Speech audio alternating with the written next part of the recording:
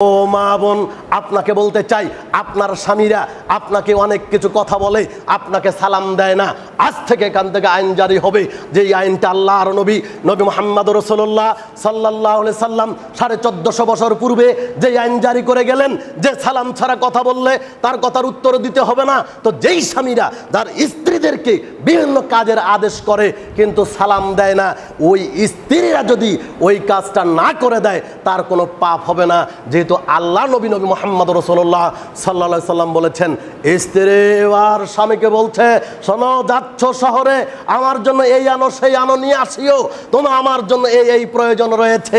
কিন্তু স্ত্রী আপনাকে সালাম দিল না, আপনি ওইটা নিয়ে আসবেন না, তাতে আপনাকে ধরা হবে না কিয়ামতের মাঠে। তাহলে বোঝা যায়, আমি যেটা বুঝাতে চাচ্ছি, ছোট কিংবা বড়, স্বামী কিংবা স্ত্রী, যেই হোক না, বাপ কিংবা ছেলে, যেই আগে কথা শুরু করবে তাকে কি বলতে হবে? কথা বোঝা যাচ্ছে কি? সালাম দিয়েই কথা শুরু করতে হবে। সালাম ছাড়া কথা বললে তার কথার উত্তর দিতে হবে না। এ কথা আল্লাহর নবী মুহাম্মদ রাসূলুল্লাহ সাল্লাল্লাহু আলাইহি সাল্লাম বলছেন। হ্যাঁ উপস্থিত জনগণ, সময় সংক্ষিপ্ত হওয়ার কারণে আলোচনা সামনে বাড়ানো যাচ্ছে না।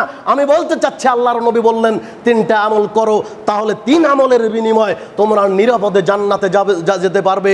তোমাদের কোনো ধরা ছোঁয়ার বাইরে থাকবে, তোমাদেরকে তেমন কোনো জিজ্ঞাসাবাদ হবে না, অল্পতেই এমনিতেই তোমাদেরকে জান্নাতে দেওয়া হবে। তার 1 নম্বর আমল হলো সালাম বিনিময় করতে হবে। আজ থেকে বাড়িতে গিয়েই সালাম শুরু করবেন।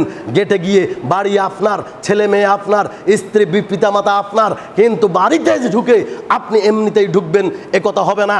জাবের রাদিয়াল্লাহু তাআলা বলেন, রাসূল সাল্লাল্লাহু আলাইহি ওয়াসাল্লাম বলেছেন, মান দাখালা ফি বাইতিহি, যে ব্যক্তি তার বাড়িতে প্রবেশ করছে, ওয়ালাম ইয়াযকুর ইসমাল্লাহ আলাইহি, ওই সময় আল্লাহর নাম উল্লেখ করে না, অর্থাৎ সালাম দেয় না।